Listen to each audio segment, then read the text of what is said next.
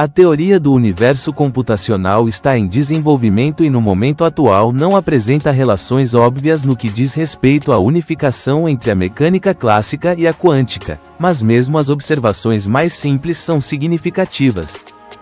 Por exemplo, ao considerar o universo como uma massa energética contínua e indivisível, apenas transformável, a teoria do universo computacional prevê que o espaço é dotado de energia, algo já pacificado pela física atual. Assim, baseando-se em reconhecimento de padrões, é possível a elaboração de suposições que podem implicar em inferências e deduções. Cabe esclarecer que a inferência é um raciocínio que utiliza dados disponíveis para chegar a uma conclusão, enquanto a dedução é um processo de raciocínio que parte de premissas para chegar a uma conclusão. Veja: A. Quando uma gota atinge a superfície da água, a energia se propaga em ondas. B. Quando um terremoto acontece, a energia se propaga em ondas. C. Mesmo o som e a luz se propagam em ondas. Assim, pela constatação da existência de um padrão de propagação energética em meios sólidos, líquidos, gasosos e afins, inferimos que a energia se propaga em ondas.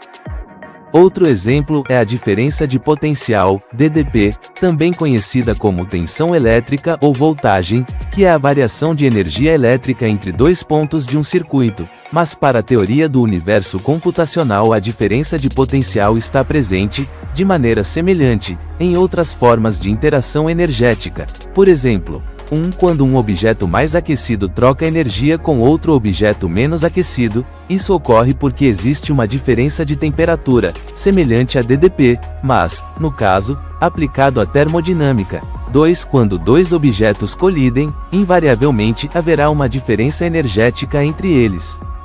3. Se você pegar um aquário com água à temperatura ambiente e, do lado direito, no fundo do aquário colocar um bloco de gelo com a cor azul e do lado esquerdo, próximo à superfície, colocar um aquecedor com a liberação gradual de tinta vermelha, com o tempo perceberá um efeito de rotação e isso se deve a uma diferença de potencial provocada pela variação de temperatura. Isso lembra o que acontece nos oceanos na geração das correntes oceânicas, mas o princípio é semelhante ao da tensão elétrica.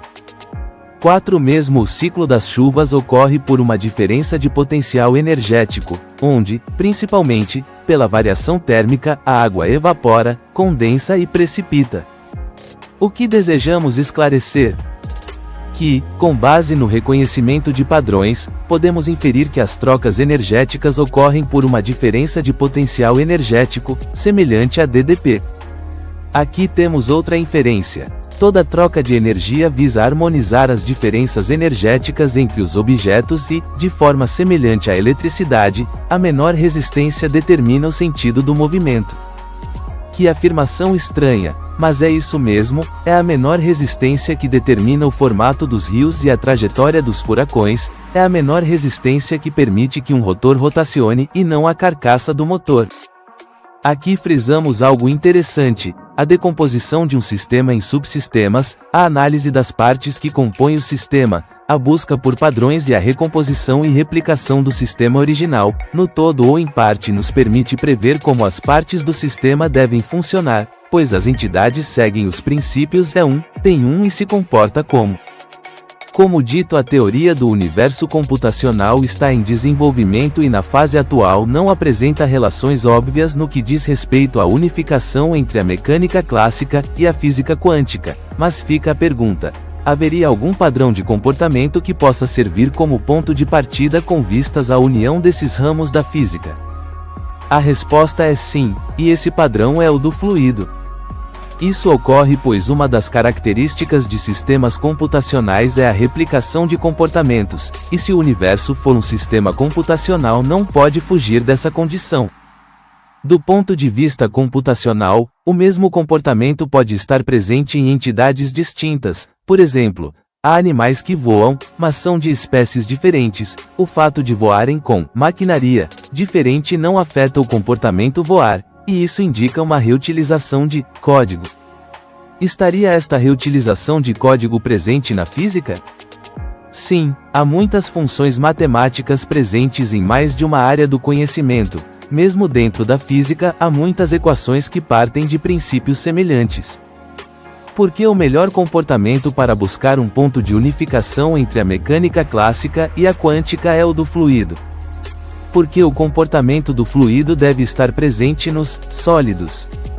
Vejamos. 1. O comportamento da água é fluido. 2. Quando ocorre uma avalanche, o comportamento da neve é fluido. 3. Quando ocorre um deslizamento de terra, o comportamento da terra é fluido. 4. As massas de ar se comportam como um fluido. 5. Quando a luz entra na atmosfera, ela entra em contato com um fluido e sofre refração de um fluido. 6. Antes do magma se solidificar, ele é fluido, e, se for reaquecido, volta a se comportar como fluido. 7. Mesmo em uma parede sólida, se você disparar um determinado projétil contra ela, a energia se propagará em ondas, o projétil se fragmentará e fragmentos da parede serão lançados no espaço em volta, mas, no final das contas, o comportamento desses objetos será fluido.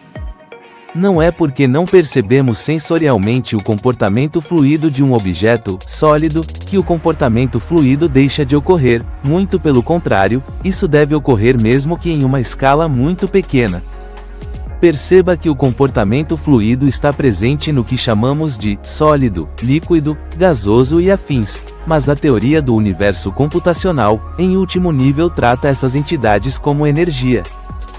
Como este comportamento fluido ocorre no macro, podemos supor que também deve ocorrer no micro, e, constatado que o micro se comporta de forma fluida, esse é o ponto que pode unificar a mecânica clássica com a física quântica. Assim, não seria necessário uma nova física, bastaria apenas entender o que não está se ajustando do ponto de vista dos fluidos entre as duas mecânicas.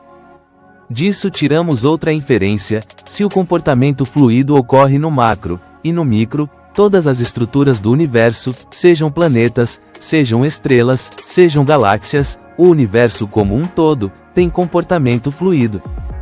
O que isso indica? Que o comportamento fundamental da energia é o fluido, porque a energia é fluida. Porque isso é plausível do ponto de vista da teoria do universo computacional.